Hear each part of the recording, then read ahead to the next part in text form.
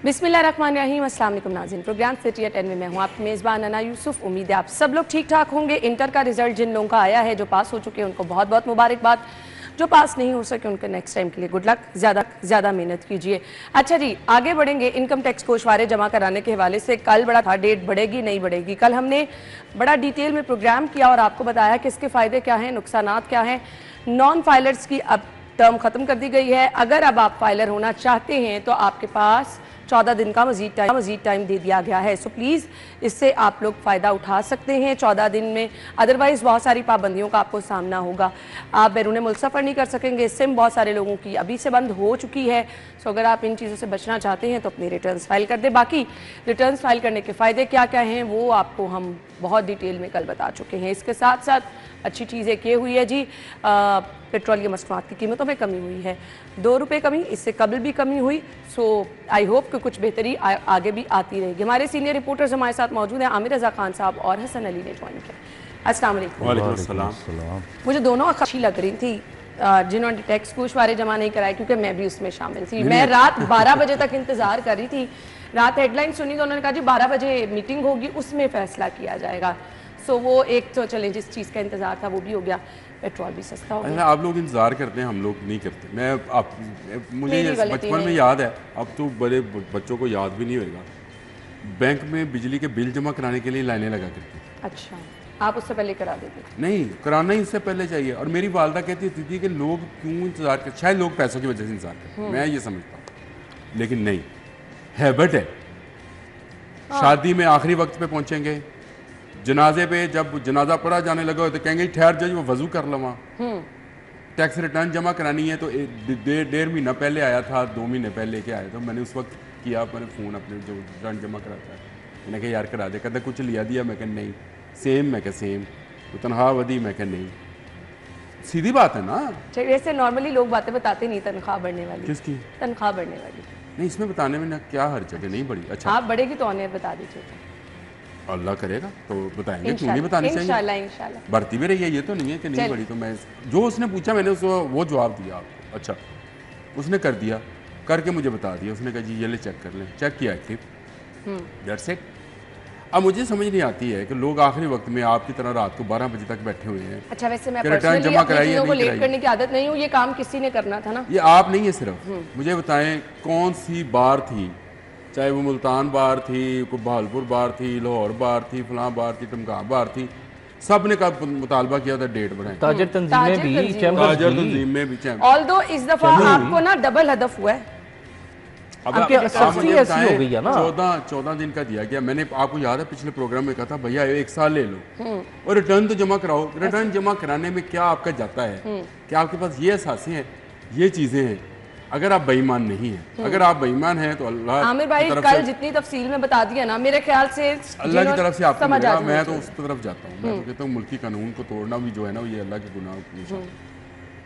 आप लोगों पे अगर आपको कुछ नहीं किया हुआ तो बराए मेहरबानी रिटर्न जमा कराएं। ये 14 दिन के बाद भी देख लीजिएगा, ये 13वें दिन यही होगा और तारीख बढ़ा दें। यही मुतालबा चल रहा होगा। और ये पहली दफ़ा नहीं है, ये हमेशा इसी तरह से होता है कि एंड टाइम पे आके जो है ना सबको याद आता है। हसन ये तो टाइम दे दिया, अच्छी बात है। पेट्रोल की कीमत पर खुश हैं?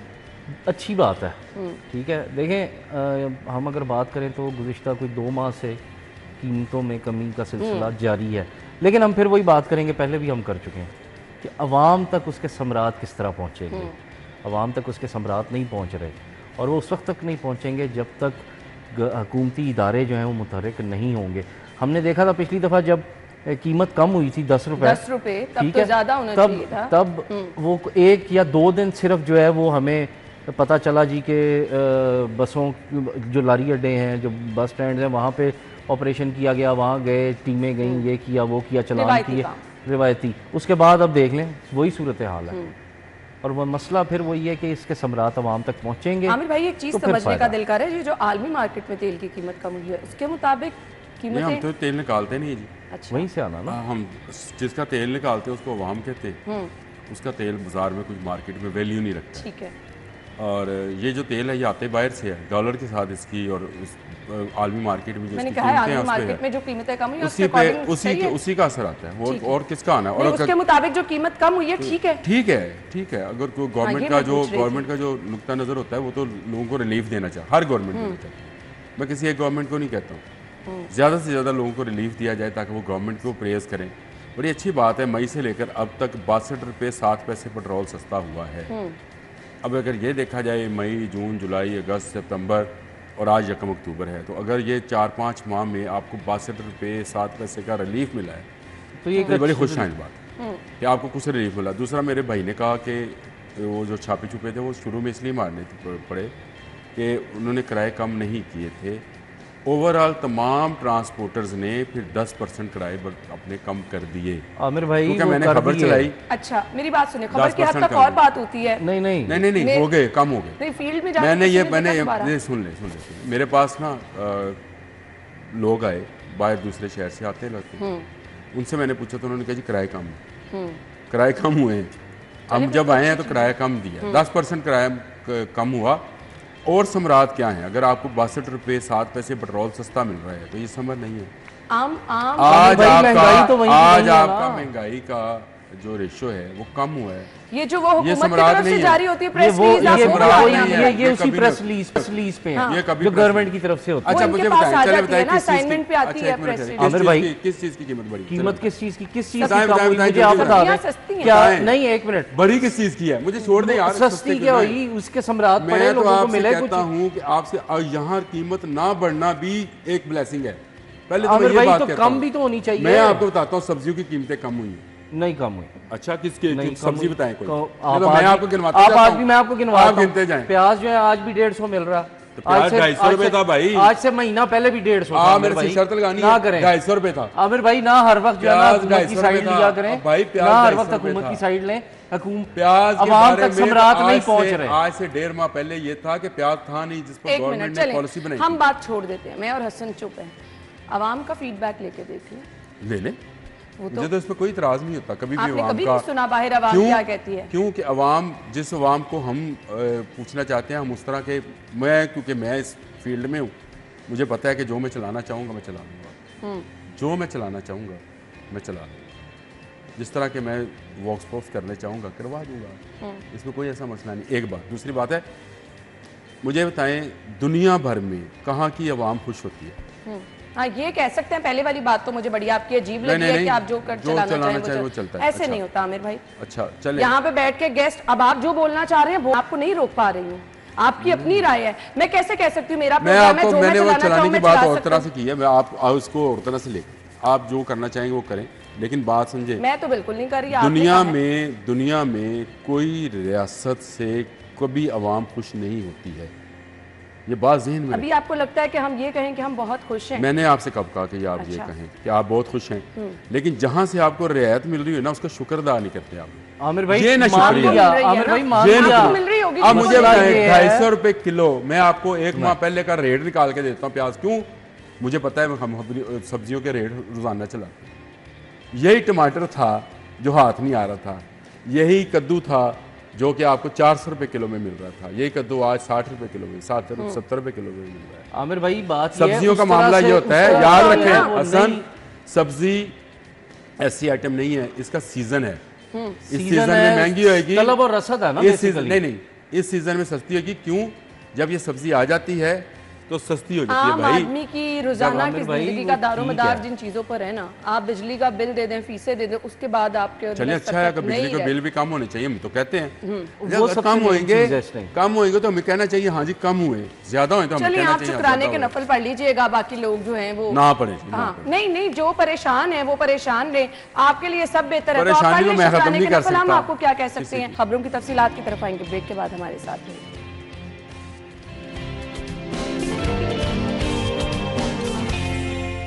Welcome back. और इंतहाई खतरनाक खबर है जी हमारे पास। जोहर टाउन खयाबान फिरदौसी रोड पर अचानक 12 फीट चौड़ा और 20 फीट गहरा शगाफ पड़ गया। शगाफ के मनाजिर भी आप देख सकते हैं, ये अचानक कैसे पड़ गया, इसकी वजह क्या है और अभी क्या सूरत हाल है। गाड़ी भी अंदर गिर गई, मोटरसाइकिल भी रेस्क्यू ने किया गया, लेकिन खुदा ना खास्ता ये तो बड़ी लम्हा फिक्री, आप कहीं पे भी जा रहे हो अचानक ऐसे शगाफ पड़ जाए, गाड़ी बीच में गिर जाए, ये तो चीज़ें जो हैं वो बड़ी, इससे पहले भी ये लिंक रोड के करीब भी शगाफ पड़ा था। खैर अभी हमारी रिपोर्टर वहाँ पे मौजूद है, अक्सा उनकी तरफ जाएंगे और समरा सॉरी जी, और उनके साथ इस वक्त एमडी वासा भी मौजूद है, उनसे भी उनकी राय ले लेते हैं कि वजह क्या बनी ये शगाफ पड़ने की और अब इस पर क्या किया जा रहा है और क्या मजीद अगर इस तरह के इम्कानात हैं तो इसके पेश नज़र किया क्या जा सकता है। सबसे पहले समरा की तरफ जाएंगे।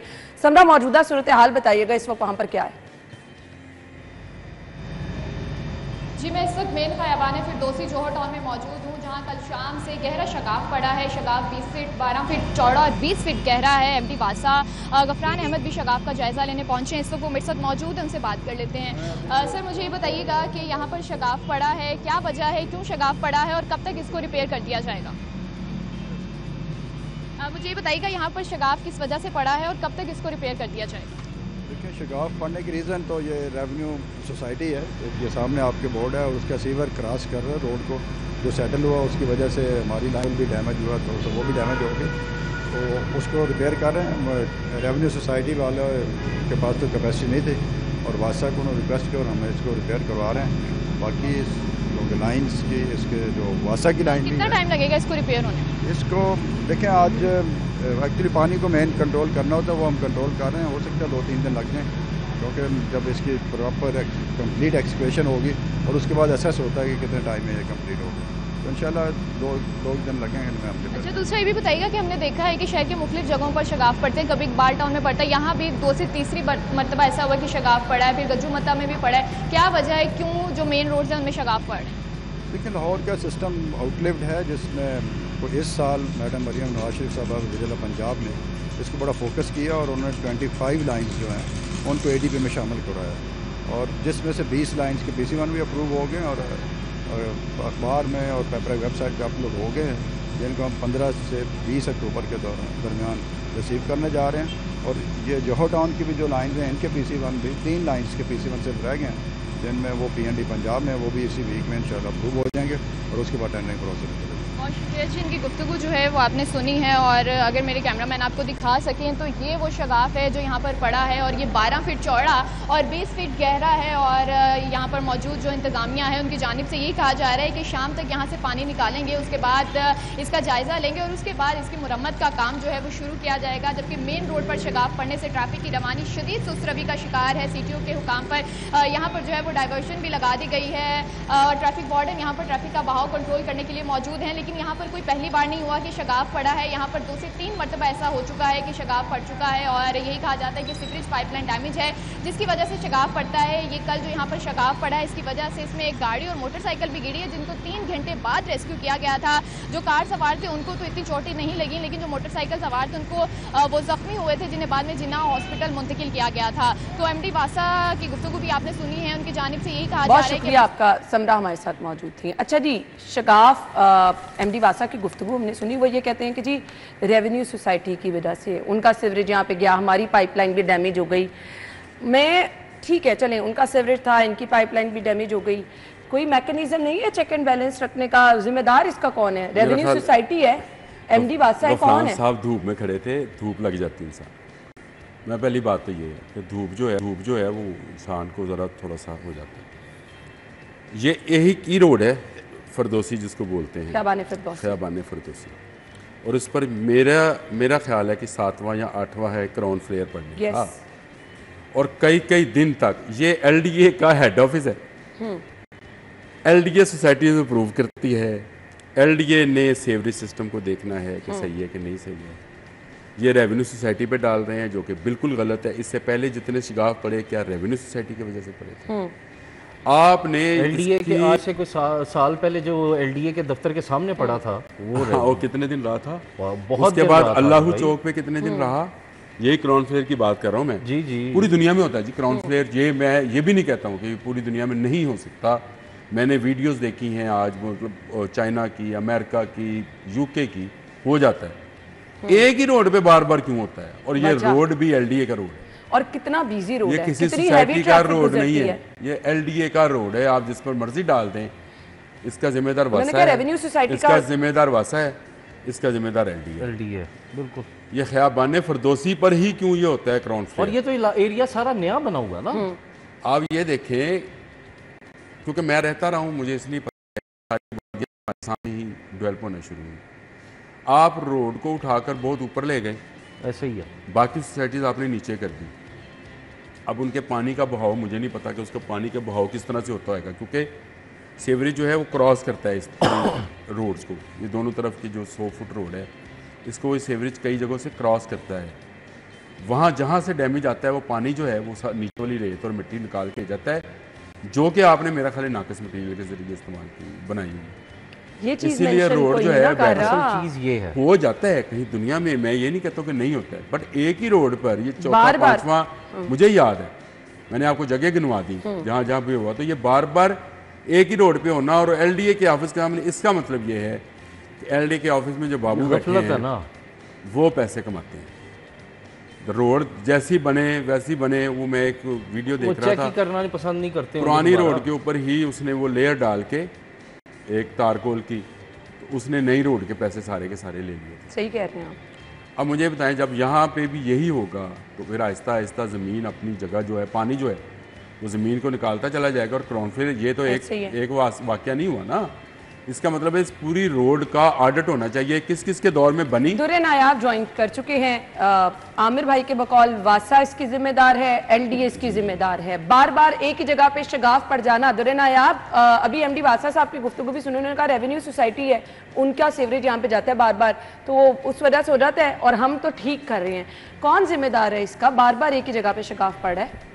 नहीं, मेरा ख्याल वासा हुकाम जो है ना ये बात छुपा रहे हैं और हकीकत जो है वो बयान नहीं कर रहे, क्योंकि ये ऑब्सलीट सीवर है, यानी कि ये सीवर अपनी मुद्दत पूरी कर चुका है।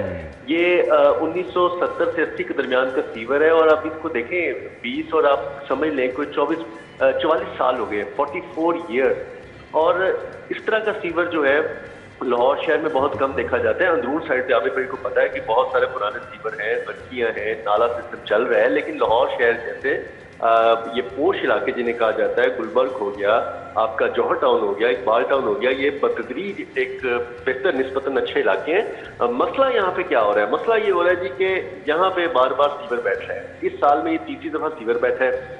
लाहौर शहर में जब LDA ने ये रूल बनाया कि आप हाई राइज बिल्डिंग बना सकते हैं, तो इनको सीवर लाइनें अपग्रेड करनी चाहिए थी। इनको तमाम सीवर, बड़ा सीवर डालना चाहिए था। एक घर में पानी की कंजप्शन, पानी का डिस्चार्ज, और एक ऐसी बिल्डिंग जो हाई राइज वर्टिकल बिल्डिंग है, कई मंजिला बिल्डिंग है, उसका वाटर डिस्चार्ज, उसका वाटर की कंजप्शन बहुत फर्क है जमीन आसमान का। हमारे लाहौर शहर के सिविल सिस्टम पे दबाव बढ़ता जा रहा है। आज ये जौहर टाउन के साथ हो रहा है, कल ये गुलबर्ग के साथ होने वाला है। हर दूसरे घर में हाई राइज बिल्डिंग बनती जा रही है और सीवर वही पुराना है जो 1970-80 का लगा हुआ है, और वो छोटा सीवर है, वो चंद घरों को अकोमोडेट करने वाला दुर्रे नायाब, आपने बहुत एक जबरदस्त बात किया, पर ये सीवर अब किसने चेंज करने? आप तो बड़ी खतरनाक बात बता रहे हैं। पोश इलाका गुलबर्ग है, वहां पर भी अगर यही सब कुछ हुआ तो इसकी प्लानिंग तो अब तक कर लेनी चाहिए ना। बिल्कुल, देखिए मैंने आपके प्रोग्राम में बैठ के मुझे अच्छी तरह याद है कि मैंने आपको कहा कि अना मैं इस रोड जौहर टाउन पे इस तरफ से गुजरने से डरता हूँ कि मेरी किसी दिन गाड़ी या जब मैं जा रहा हूँ तो मैं खुदा ना खास्ता अंदर न गिर जाऊँ।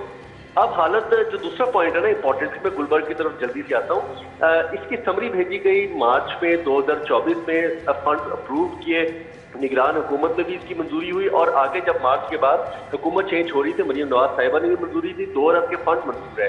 लेकिन अफसर शाही सिर्फ पीछे की नजर करके बैठी हुई है, ना फंड जारी करी है, ना PC1 जो है इसका अप्रूव करके आगे इस काम को चलाया जा रहा है। डिले हो रहा है, उससे कंस्ट्रक्शन कॉस्ट बढ़ रही है। कल को आप DC का ये मनसूबा जो 2 अरब में आज कंप्लीट हो रहा है, ये 3 अरब पे पहुंच जाएगा। और फिर गुलबर्ग की बात की ना कि आज भी हुकूमत इस चीज को बार बार सीरियस टेकअप नहीं कर रही। अफसरान कह रहे हैं, MD वासा ने बारहा इस तरफ तवज्जो दिखाई है, और एक मेरी इंफॉर्मेशन के मुताबिक आला हुकाम की मीटिंग के दौरान भी उन्होंने चीफ सेक्रेटरी साहब से अर्ज की है कि हमें गुलबर्ग का सीवर चेंज करने की अशद जरूरत है। यहाँ पे हाई राइज बिल्डिंग बनती जा रही है, छोटे घरों का सीवर जो है वो बड़े बड़े कई मंजिला इमारतों पे तब्दील हो रहा है। पानी का फ्लो बहुत ज्यादा होगा, इनटेक बहुत ज्यादा होगा, डिस्चार्ज बहुत ज्यादा होगा और बह जाएगा। आपने एक चीज नोट की है कि गुज़िश्ता मॉनसून में गुलबर्ग की सड़कों पे पानी इस तरह नहीं तैरा जिस तरह इस बार तैरा है, और ये उसका रिवर्स इम्पैक्ट है जो बात मैं कर रहा हूँ। आइंदा आने वाले मॉनसून पे लाहौर की बेशतर सड़कों पे आपको मोटरसाइकिलें, गाड़ियां तैरती नजर आएंगी। ये तो बहुत खतरनाक बात है जी। बहुत बहुत शुक्रिया दुर्रे नायाब ने बड़ी खतरनाक चीजें बताई हैं, और अगर ये सब ना हुआ तो फिर आपका पोश इलाका कहाँ पोश रह जाएगा। ये शगाफ ही शगाफ आपको नजर आने वाले हैं शहर में। ब्रेक के बाद आते हैं।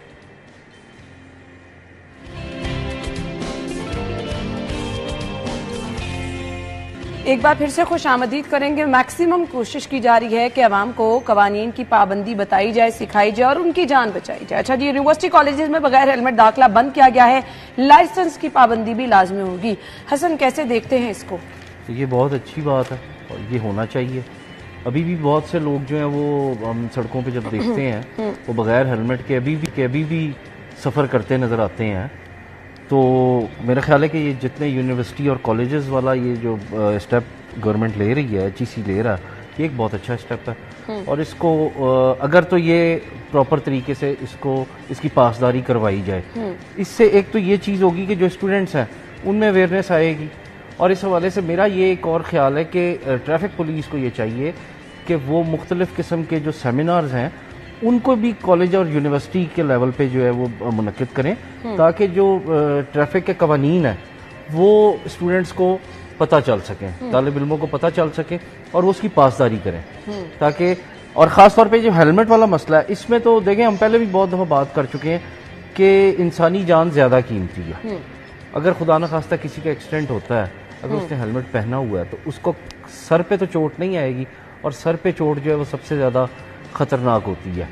तो इसलिए ये एक अच्छा इक़दाम है। आमिर भाई, बहुत अच्छा है, लेकिन इसकी मॉनिटरिंग कौन करेगा ये समझ से बाहर है, क्योंकि अभी तक तो खैर पासदारी करवानी यूनियन जो है कॉलेजों में और यूनिवर्सिटीज़ में एक्टिव हैं, और वो तो किसी को खांसने नहीं देते। ये बेचारे गार्ड क्या करेंगे वहाँ के। मसला ये है कि जो बच्चा अपने घर से बगैर हेलमेट के निकला है उसके वालिदैन भी जिम्मेदार है, फिर वो पूरी रोड पे से गुजरा है तो ट्रैफिक पुलिस भी तो जिम्मेदार है, आपकी दूसरी पुलिस भी है आपके। मैं आज पढ़ रहा था गाड़ी के पीछे LPU भी लिखा हुआ है, पीरू भी लिखा हुआ है, पता नहीं कौन कौन सी गाड़ियाँ हैं, कैमरे भी लगे हुए हैं आपके, वो सेफ सिटी वाले भी कैमरे हैं जो कि खुद अनसेफ हैं। अब तो आर्टिफिशियल इंटेलिजेंस के थ्रू भी वो क्या होती है आर्टिफिशियल इंटेलिजेंस? उसमें कुछ भी नहीं है भाई, वही है, कैमरा ही है, वो कैमरा ही है ना, कैमरे की फुटेज है। इसमें आर्टिफिशियल टेक्नोलॉजी का नाम सिर्फ इसलिए दिया गया है कि हमने बड़े जदीद तरीकों से, ये अक्सर आती थी पुलिस की प्रेस रिलीज, जदीद तरीके अपनाते हुए हमने टेक्नोलॉजी की मदद से मुजरिम पकड़ लिया। ये आज 1-2 दिन फॉलो अप ये मैं नहीं यही कहता हूँ कि अगर वो रोड के ऊपर ही बगैर हेलमेट के चल रहा है तो यूनिवर्सिटी के अंदर दाखिल होने में उसको क्या और कौन रोकेगा उसको? कोई वहाँ पुलिस तो नहीं है, कोई चलान सिस्टम तो नहीं है, जितने गार्ड होते हैं उन बेचारों के पास। और एक सवाल और है आमिर भाई, चले आप हेलमेट का पाबंद बना लेंगे, वन वे की खिलाफ वर्जी लोग कर लेंगे तो जान तो फिर भी जाएगी। हाँ देखो ना, ये मसला तो ये है कि आपकी अवेयरनेस बात बिल्कुल ठीक की है, और ये स्कूल से शुरू होना चाहिए, कॉलेज यूनिवर्सिटी से नहीं। स्कूल के बच्चे को पता है कि गाड़ी अगर चलानी है तो बेल्ट लगानी है, अगर आपने मोटरसाइकिल चलाना है तो हेलमेट पहनना है, और वन वे की खिलाफ हमारे साथ का मुल्क है वहाँ दोनों को हेलमेट पहनना पड़ता है। हर मोटरसाइकिल वाले ने 2 हेलमेट रखे होते हैं। हाँ जी। अगर उसने किसी सवारी को लिफ्ट भी लेनी है तो वो हेलमेट देगा साथ, ये हेलमेट क्योंकि उसका चलान होता है। ऐसे ही है। तो मुझे बताएं, अगर ये तरीक़ाकार रखें यहाँ पे भी, आज बहुत सारी प्राइवेट कंपनीज आ गई हैं ऑनलाइन बाइक या वो मोटरसाइकिल पे जो काम करते हैं, वो भी अपने तमाम देते हैं, हेलमेट्स देते हैं उनको, हेलमेट पहनते हैं। अगर वो पहनते हैं तो मैं बीइंग ए वालिद, बीइंग ए ब्रदर, मेरी जिम्मेदारी ने मेरे घर से बच्चा मोटरसाइकिल लेके निकल रहा है, चाहे दूध लेने जा रहा है तो मैं उसको कोई हेलमेट साथ लेके जाऊँ। सही बात है। स्कूल कॉलेज जाना तो दूर की बात है, चले घर से दूर होगा, जिम्मेदारी हमने अपने ऊपर लागू करनी है कि हेलमेट पहनाना है, बच्चे की जान बचानी है, वो बहुत कीमती है। ये पेरेंट्स की भी कुछ रिस्पॉन्सिबिलिटी है ना। आप बच्चे, मैं आज एक फुटेज देख रहा था, आज कल का वाकया है, शहर मुझे नहीं अब याद कौन सा शहर था, 2 बच्चे घर के बाहर खेलते खेलते गाड़ी में बैठे, 4 घंटे उस गाड़ी में बंद रहे, बच्चे की डेथ होगी, बच्ची की हालत नाजुक है। मुझे बताएं, मैं सुबह नाश्ता करते हुए बोल रहा था अपनी मिसेस को कि इसकी माँ को पकड़ के मारो, 4 घंटे तेरे बच्चे गायब रहे हैं, CCTV फुटेज है, जिसने गली में गाड़ी खड़ी की है चले उसका तो, और क्यों उसने भी लॉक नहीं की हुई थी। सही कह रहे हैं। बच्चे खेलते 4 घंटे उसमें बंद रहे, बेचारा बच्चे बच्चा घर मर में गया। नजर ना आए। अब मुझे बताइए वालिदैन की जिम्मेदारी नहीं है, जरूर है। सबसे पहली जिम्मेदारी ही किसकी? वालिदैन तो की। ये जो मोटरसाइकिल में बगैर हेलमेट के निकलते हैं, सबसे पहली जिम्मेदारी वो है वालिद की, वालदा की, पकड़े बाजू करे नहीं आमिर भाई हेलमेट चलिए पहन आप के। हेलमेट के पाबंद बना लेंगे, अब वो वन व्हीलिंग करेगा कौन जिम्मेदार है? चलिए मैं कहता हूँ जी वन व्हीलिंग करते हुए अगर गिरेगा तो जान तो बचेगी नहीं, ये उसकी। चीजें थोड़ी सी पेरेंट्स को भी इस चीज हाँ, को थोड़ा पेरेंट्स को लेना बहुत चाहिए। ज्यादा करेक्ट। रिस्पॉन्सिबिलिटी पेरेंट्स की है। ब्रेक के बाद आते हैं हमारे साथ में।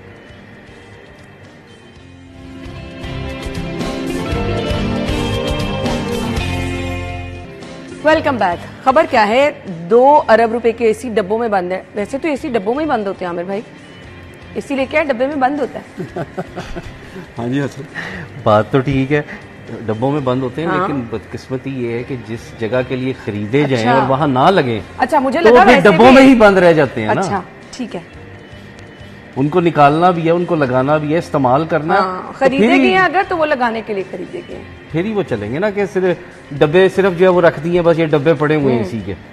तो खैर ये जो खबर है जाहिद चौधरी साहब की, ये बड़ी एक अफसोसनाक खबर ही कहा जा सकता है कि हुकूमत के 2 अरब रुपए जो हैं उनके एसी खरीदे गए और वो पड़े के पड़े रहे। वजह क्या है? अस्पतालों तक पहुंचने में क्या बहुत ज्यादा पैसे लग जाते हैं? क्या इशू क्या है? इशू फिर वही आ जाता है कि तरजीहात नहीं। तरजीहात नहीं है।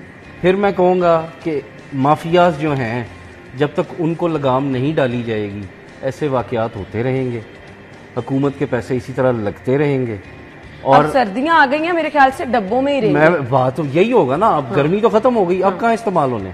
मौसम अगर अच्छा तो इन्वर्टर है तो फिर ये है कि चले, लेकिन अस्पतालों में सर्दी में इन्वर्टर नहीं चलता, अब ये पड़े रह जाएंगे और पता नहीं ये अगले साल तक बचते भी हैं या डब्बों में ही रहेंगे। डब्बों में नहीं, या किसी और घर की जीनत बन सकती। खबर खुद शायद है और अच्छी खबर है कि गवर्नमेंट ने हॉस्पिटल्स के लिए, सरकारी हॉस्पिटल्स के लिए 2 यहाँ अरब तक की रुपए अच्छी के है ना। एसी खरीद लिए। यहाँ तक ये बड़ी अच्छी खबर है। बहुत सारे हॉस्पिटल्स बहुत हैं जहाँ अच्छी पे खबर एसी बदलने हैं। उसके बाद आ जाती है हमारे ब्यूरोक्रेसी की रेड टेपिज्म, जहाँ पे आके मामला फंसता है उसकी बात करनी चाहिए।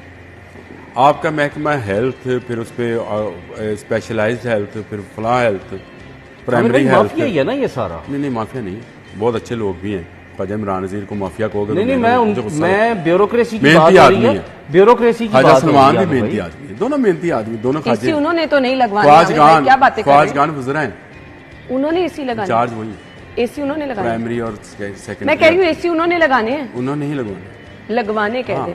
अब किस हॉस्पिटल में कौन से एसी जाने हैं, कहाँ पे क्या होना है, 10 सेकंड ये वो रेड टेपिज्म है जिसकी ब्यूरोक्रेसी शिकार करती है। अभी 4 माह हुए हैं, अभी इनको मेरा ख्याल है 2 माह और लगने हैं ये फैसला करने में कौन सा एसी कौन से हॉस्पिटल नहीं, में। लेकिन अब तब तो तक मौसम एसी बंद- तब्दील हो सरकारी गया है। खातों में काम इसी तरह से होता है, लेकिन ये खुशहाल बात है एसी 4 आ अरब गए। के एसी आ गए। लेकिन अब ये 2 एसी अरब पता की नहीं सोच। सर्दियों में चलाए जाएंगे और मरीजों बेचारों को सर्दी लगाई जाएगी, पता नहीं ये क्यों हॉस्पिटल खरीदेंगे। सर्दियों में भी चलते हैं एसी, पता है आपको? हाँ बंद चलते होते हैं, आई नो। बहुत बहुत शुक्रिया आप लोगों के वक्त के लिए। ब्रेक और हेडलाइंस के बाद ज्वाइन करेंगे, स्टे विद अस।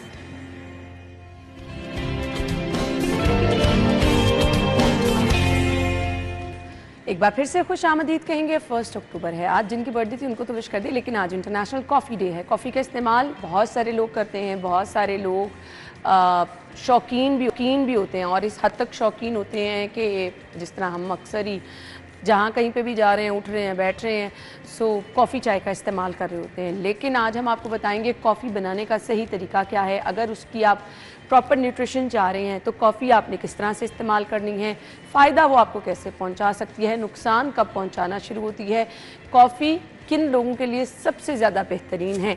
हमारे साथ बहुत ही बेहतरीन आयशा नासिर मौजूद हैं। अस्सलाम वालेकुम। वालेकुम अस्सलाम, अन्ना कैसे हैं आप? ठीक ठाक, आप ठीक है? अल्हम्दुलिल्लाह। Thank you so much. सबसे पहले बात कर लेते हैं, अच्छा सा तरीका बता दें कॉफ़ी बनाने का। हर कोई अपने अपने तरीके से कॉफ़ी बनाता है।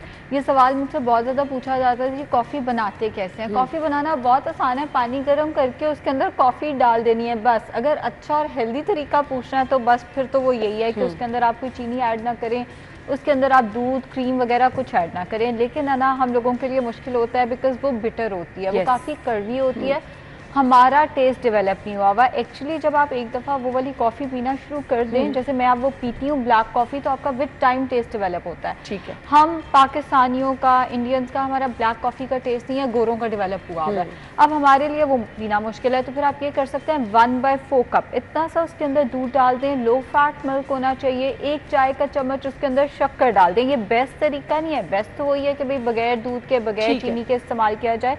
बट अगर एशियन होने के नाते आपसे वो उस तरह से नहीं पी जाती, तो आप उसमें 1 चाय का चम्मच शक्कर, थोड़ा सा दूध डालकर उसका एक फ्लेवर निकाल सकते हैं उसके अंदर से। लेकिन बेस्ट यही है कि गर्म पानी खोलते हुए गर्म पानी के अंदर आपने बस उसको पकाते नहीं होते। अच्छा, कई लोग उसको पकाते भी हैं, पकाते नहीं है, बस पानी के अंदर वो गर्म कॉफ़ी डाल के चम्मच हिला देना, वो अंदर डिजॉल्व हो जाती है और उसको इस्तेमाल कर लेना। अब बता दें कॉफ़ी के फ़वाइद क्या हैं? अच्छा, कॉफ़ी के फ़वाइद में सबसे पहली चीज़ तो आ जाती है ये आपकी इम्यूनिटी को बूस्ट करती है, बिकॉज ये एंटीऑक्सीडेंट्स का बहुत अच्छा सोर्स है। तो जिस्म के अंदर जो जहरीला मवाद है ये उसको अपने साथ बाइंड करती है और उसको बॉडी से फ्लश आउट करने में हेल्प करती है। दूसरा इसका फ़ायदा आता है स्किन वाइटनिंग को लेके। बहुत कम लोग जानते हैं ये नेचुरली ग्लूटाथायोन, वो टीके जो हम लगवाते हैं गोरे होने के लिए, ये नेचुरली ग्लूटाथायोन की प्रोडक्शन में हेल्प करती है। हाँ, अब ये है कि बहुत ही गोरा नहीं कर देगी, ज़ाहिर है ग्लूटाथायोन वाले टीकों को ये रिप्लेस नहीं कर सकती, बट नेचुरली ग्लूटाथायोन की प्रोडक्शन में ये हेल्प करती है। ये आपके बालों के लिए अच्छी है। अच्छा, जब हम लोगों को बताते हैं बालों के लिए अच्छा है, लोग इसका मास्क लगा लेते हैं बालों के ऊपर, उसमें भी कोई नुकसान नहीं है।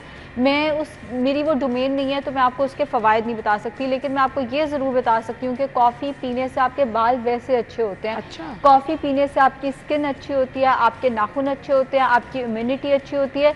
डायबिटिक पेशेंट्स के लिए ये एक हेल्दी स्नैक है, इसलिए बिकॉज इसमें कैलोरीज बहुत कम है और ये आपकी जो भूख है उसको कम कर देती है। वेट लॉस में फ़ायदेमंद है बिकॉज ये आपके BMR को बढ़ाती है, आपका हार्ट रेट थोड़ा सा बढ़ा देती है फॉर द टाइम बीइंग, जिसकी वजह से वेट लॉस में हेल्प करती है। इसके साथ साथ ये प्री वर्कआउट स्नैक बहुत अच्छा है। अक्सर लोग पूछते हैं जी हमने जिम जाना है, जिम जाने से पहले क्या खा के जाएं? भाई कॉफ़ी पी के जाएं, कॉफ़ी बहुत अच्छा स्नैक है। अगर आप वेट ट्रेनिंग कर रहे हैं, यानी जब आप जिम जाते हैं तो आपको बहुत ज़्यादा एनर्जी चाहिए होती है, तो आप साथ में दूध ज़रा ज़्यादा मिकदार में रख सकते हैं और पीनट बटर उसके अंदर ऐड कर सकते हैं। मगर coffee as a pre workout snack बहुत ही अच्छी चीज़ है।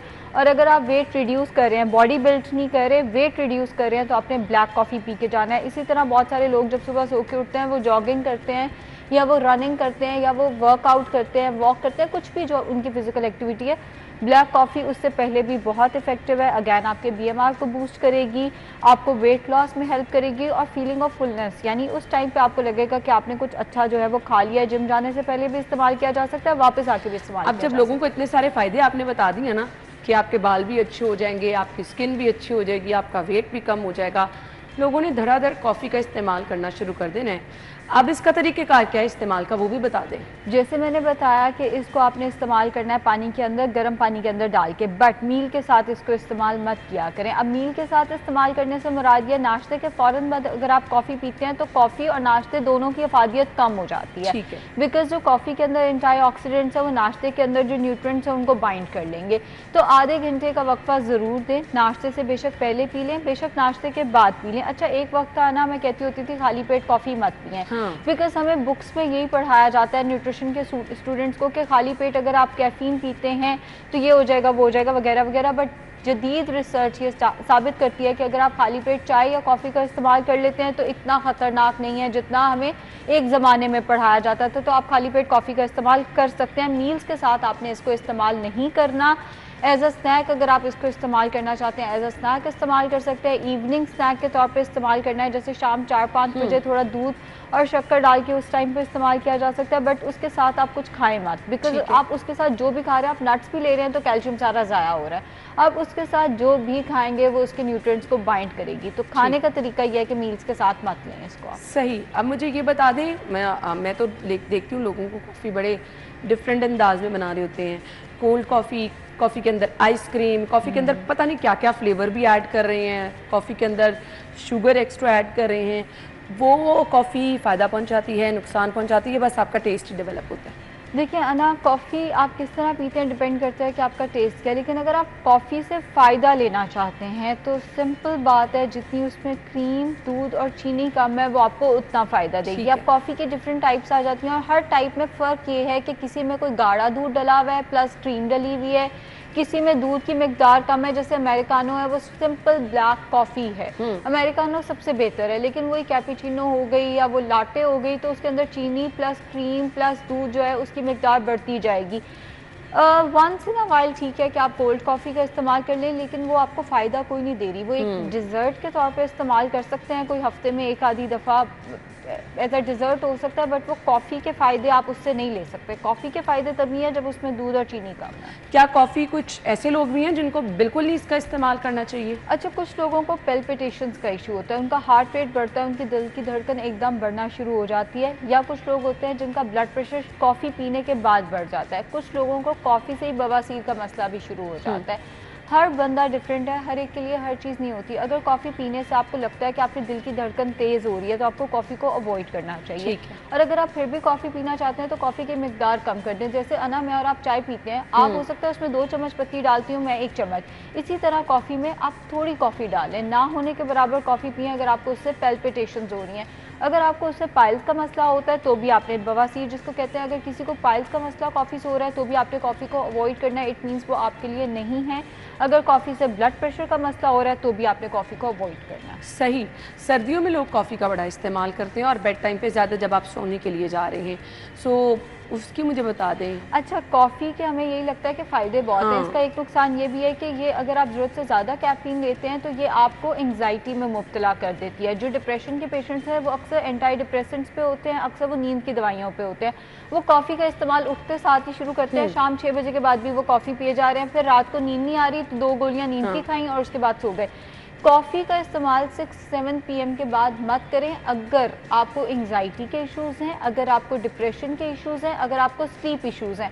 अगर कुछ मेरे जैसे होते हैं ना, जो पेपर्स में अगर बैठ के कॉफ़ी पीते हैं तो साथ फिर भी नींद आ जाती है, हम जैसे लोगों के लिए कोई हार्ड एंड फास्ट रूल नहीं है। अगर आपको कॉफ़ी पी के नींद आ जाती है, आपकी नींद में खलल नहीं आता, पूरी रात बार बार उठना नहीं पड़ता, या वॉशरूम जाने के लिए भी आपकी नींद डिस्टर्ब नहीं हो रही, इन जनरल तो आप कॉफ़ी जिस टाइम मर्जी पिए। मगर अगर आपको स्लीप इश्यूज़ हैं या दिमाग से रिलेटेड कोई भी मसले हैं जिसमें एंग्जाइटी डिप्रेशन वगैरह है, तो आपने 6 PM के बाद स्ट्रिक्टली कॉफ़ी का इस्तेमाल नहीं करना, चाहे वो कोल्ड कॉफ़ी है चाहे वो ब्लैक कॉफ़ी है। ठीक है, अब मुझे बता दें, खाने के फ़ौरन बाद तो आपने बता दिया कि इसका इस्तेमाल नहीं करना, खाने से पहले कर सकते हैं?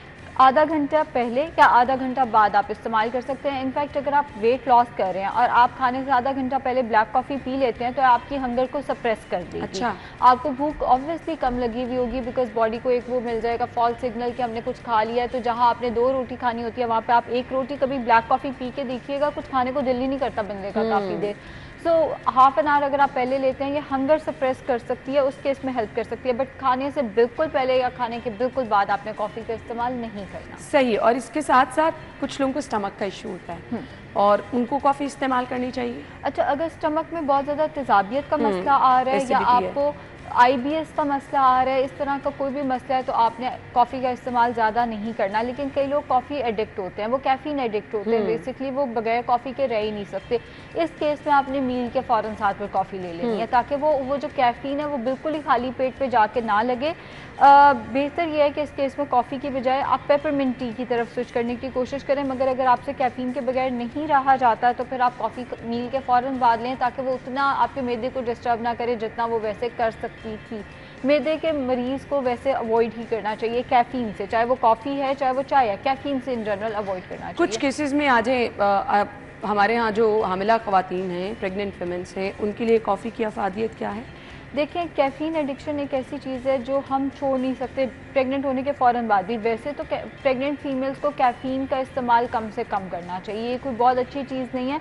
बस इतना करें जितना आपको सर में दर्द शुरू ना हो जाए या आपके जो फंक्शंस हैं, आपकी डेली फंक्शनैलिटी डिस्टर्ब ना होने लग जाए। बाकी कैफ़ीन का इस्तेमाल जितना कम करेंगे प्रेगनेंसी में वो उतना ज़्यादा बेहतर है, बिकॉज कहीं ना कहीं ये प्लेसेंटा के क्रॉस जाती है। तो बेहतर ये है कैफ़ीन, चाहे वो चाय है, चाहे वो कॉफ़ी है, चाहे वो ग्रीन टी है, हर वो चीज़ जिसके अंदर कैफ़ीन है वो कम से कम ली जाए, बवक्त ज़रूरत ली जाए।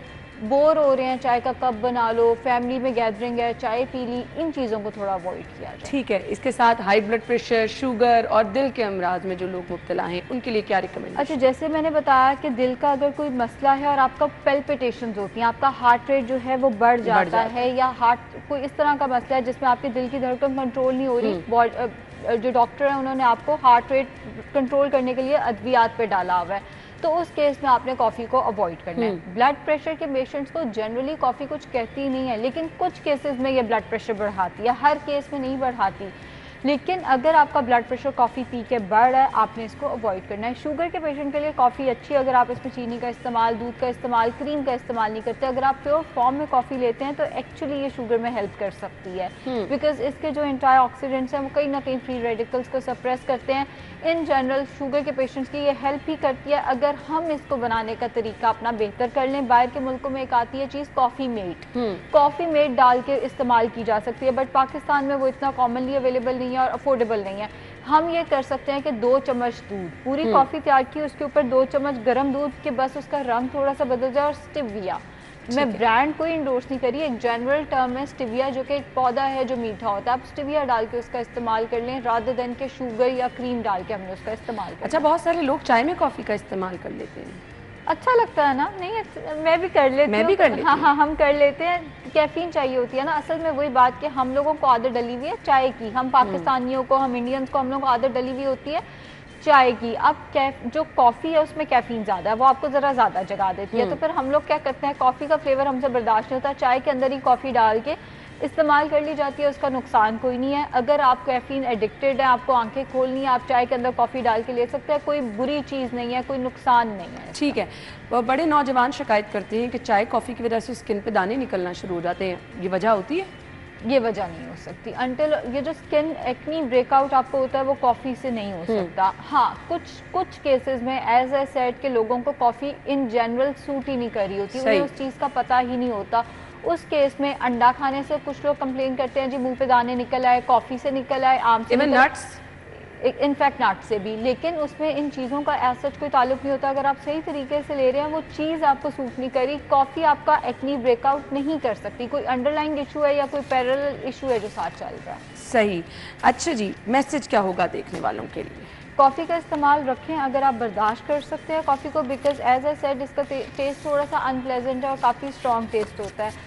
आहिस्ता आहिस्ता ब्लैक कॉफ़ी पे स्विच करने की कोशिश करें, ओवरनाइट नहीं किया जाता स्विच। आप इसका फ्लेवर बेहतर करने के लिए इसमें स्टिविया का इस्तेमाल करें, चीनी का इस्तेमाल प्लीज़ मत करें। एक और चीज़ ना जो बहुत कॉमन है वो है कॉफ़ी के अंदर लेमन डाल के लेना, जो कि वेट लॉस में पिछले दिनों एक ऐप पे ट्रेंड किया और उसके बाद पाकिस्तान में बहुत ज़्यादा कॉमन हो गया। उसमें नुकसान कोई नहीं है लेकिन उसका फ़ायदा भी कोई नहीं है, I will be honest. Lemon अलहदा से फ़ायदा देता है वेट लॉस में, कॉफ़ी अलहदा से, बट कॉम्बिनेशन में लेने का कोई फ़ायदा नहीं है। तो उस तरह अगर आप फ्लेवर इन्हांस करना चाहते हैं आप ले सकते हैं, दिन में 1 से 2 कप इस्तेमाल करें, ज़्यादा इस्तेमाल ना। चलें जी, ये था जी आपके लिए बहुत ज़बरदस्त मैसेज। इस्तेमाल करें ज़रूर, और इस तरह से चीज़ों का इस्तेमाल करें कि उसका फ़ायदा हो।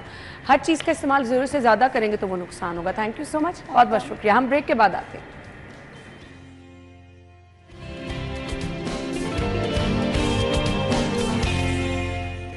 Welcome back once again. So ज़बरदस्त टैलेंट, नया टैलेंट हम आपसे मिलवाते रहते हैं ताकि हम उस टैलेंट को सराहें भी, और बहुत सारे लोगों के लिए मोटिवेशन भी होता है। आज हमारे साथ नन्ही राबिया मौजूद हैं जो कि 8 साल की हैं। सो कराटे चैम्पियन तो वो हैं ही हैं, लेकिन मल्टीपल काम कर लेती हैं, शायरी भी कर लेती हैं और इसके साथ साथ मेकअप भी कर लेती हैं। ये आजकल तो भाई सोशल मीडिया का दौर है, बच्चे बहुत कुछ सीख रहे हैं। सो चलते हैं जी अपनी छोटी मेहमान राबिया की तरफ, उनको वेलकम करेंगे। अस्सलाम वालेकुम राबिया। वालेकुम अस्सलाम। क्या हाल चाल है आपके? मैं ठीक हूँ, आप कैसे हैं? मैं बिल्कुल ठीक ठाक। कराटे कब से सीखे? मुझे 6 मंथ हो गए हैं। 6 मंथ हो गए हैं। किससे सीखे? मैं ट्रेनिंग प्रॉपर्ली किसी से? जी। सही। तो डर नहीं लगा? लड़कियां तो बहुत डर जाती हैं कि ये थोड़ा सा मुश्किल काम है। मैं पहले थी बहुत डरपोक थी, लेकिन मेरी मम्मा ने मुझे सपोर्ट किया था। मेरी मम्मा ने मुझ पर दिन रात मेहनत किया तो मैं आज इस लेवल पे हूँ। गुड, ज़बरदस्त। तो मुझे बताएं कि आसान है कराटे खेलना? सभी लड़कियां खेल सकती हैं? खेल सकती हैं, आसान है। आसान है। सो कभी डर नहीं लगा? कभी हिट ज़ोर से नहीं हुआ? कुछ लगा नहीं? स्टार्ट में मैं ना थोड़ी सी थी, तो फिर आहिस्ता आहिस्ता जब लगती रही है ना तो फिर हार्ड हो गई, तो फिर उसके सही। बाद नहीं लगी। अब डर नहीं लगता है, सही। मुझे बताएं, शायरी भी आप कर लेती हैं, मेकअप का भी शौक है, शायरी कौन करता है घर में, किससे सीखी? शायरी तो मैंने यूट्यूब से। अच्छा, कुछ सुनाएंगी? जी, क्या सुनाए? मैं सबसे पहले अपनी मदर के लिए एक नज़म सुनाना चाहती हूँ। जी सुनाए। प्यारी माँ दुआ करो मैं जल्द बड़ी हो जाऊं, प्यारी माँ दुआ करो मैं जल्द बड़ी हो जाऊं, जल्द बड़ी होकर मैं अपने मुल्क की शान बढ़ाऊं। वाह, ज़बरदस्त ज़बरदस्त ज़बरदस्त, बहुत अच्छा जी। क्या करना चाहती हैं बड़ी होकर? मतलब शायरी करेंगी? मैं वैसे मेकअप की तरफ भी आना चाहूँगी। मेकअप किससे सीखा है? मेकअप मेरी मम्मा का सैलून है। अच्छा जी, तो किसने सिखाया आपको? मम्मा ने। मम्मा करती थी तो मैं पास खड़ी होती थी, और देख देख के फिर मैंने आहिस्ता आहिस्ता मम्मा से पूछना शुरू किया। सबसे पहले मैं थ्रेडिंग की तरफ आई, थ्रेडिंग के बाद मैं वैक्स पे आई, वैक्स के बाद मैं फेशियल, फिर मैनी पैडी, फिर मेकअप पे आई हूँ। सारा कुछ कर लेती हो? जी, अच्छा, तो मेकअप कैसे करती हो? सबसे पहले मुझे कुछ चीज़ें बताओ ना जो सबसे पहले लगाई जाती है। बेस अच्छा, कैसे लगाते हैं? स्पंज के साथ। अच्छा, और उसके बाद क्या करते हैं? लूज पाउडर लगाते हैं। हाँ, अपने फेस पे भी ये मेकअप करती हो कि नहीं? नहीं। किसको करती हो? मेरे पास जिमी है। अच्छा, तो परफेक्शन किस तरह से लेकर आई? हर चीज़ कर लेती हो? आई मेकअप भी, लाइनर भी, जी। लिपस्टिक भी, सब कुछ कर लेती हो? जी, अरे वाह, क्या बनना क्या बड़ी होके? आर्मी में जाना है। वाह, तो ये जो मेकअप है, ये शायरी है, ये साथ साथ सीखती रहोगी? जी, सही। देखें जी, आप माशाल्लाह बच्चों में टैलेंट कितना है और क्या क्या कुछ करने के बच्चे शौकीन हैं। कौन सी क्लास में हो? मैं प्रेप जमात में हूँ। मुझे ये बताओ कि क्लास में स्टूडेंट्स जो हैं उनको बताती हो कि क्या क्या कुछ कर लेती हो? नहीं, मैंने स्कूल में नहीं किसी को बताया। कराटे भी नहीं बताया?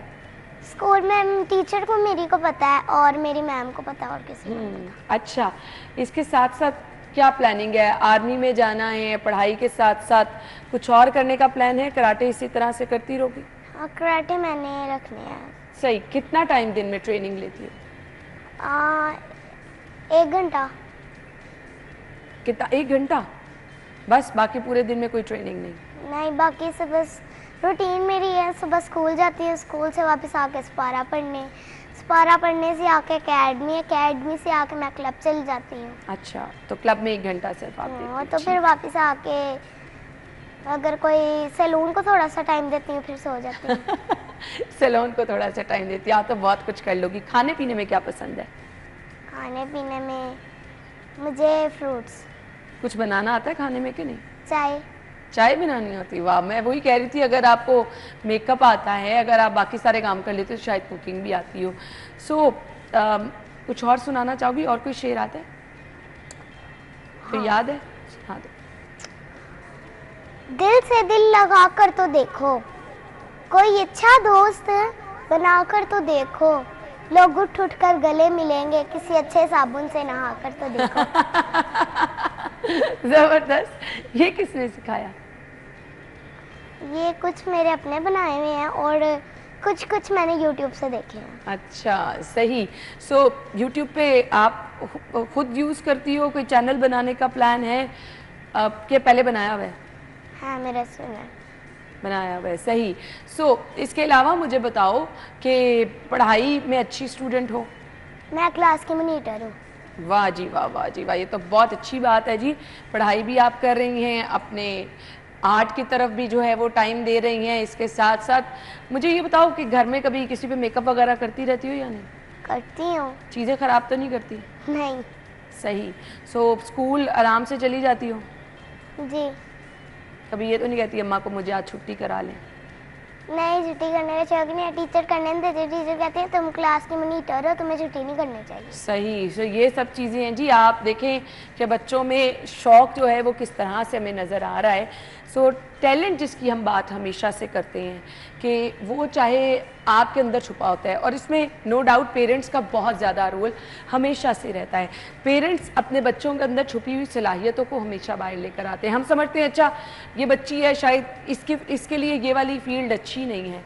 अपने बच्चों को टाइम देना चाहिए, अपने बच्चों से पूछना चाहिए कि वो क्या करना चाहते हैं और उस टैलेंट को निखारना चाहिए। अब ये नन्ही सी राबिया हमारे सामने मिसाल है जो कि बहुत कुछ करना चाहती है, मतलब एम इसका कुछ और है, लेकिन अपने शौक़ को ये आगे लेके चल रही है। जो अपनी ज़िंदगी में ये करना चाहती है, इसके पेरेंट्स इसको सपोर्ट कर रहे हैं।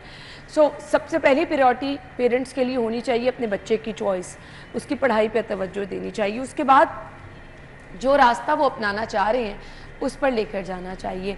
या आपके बच्चों का टैलेंट जब ये निखर कर सामने आता है तो नो डाउट ये बड़ी अच्छी शक्ल में सामने आता है, और आगे जाते जाते वो बहुत अच्छा कारआमद शहरी भी बनकर सामने आता है। कुछ और शेर सुनाना चाहोगी, फिर हमें इजाज़त लेनी है जी। याद है या नहीं अभी? नहीं, अब आप कहते तो सुना दे। हाँ जी, सुना दे। वफा की जंग मत करना बहुत बेकार जाती है, वफा की जंग मत करना बहुत बेकार जाती है, ज़माना जीत जाता है मोहब्बत हार जाती है।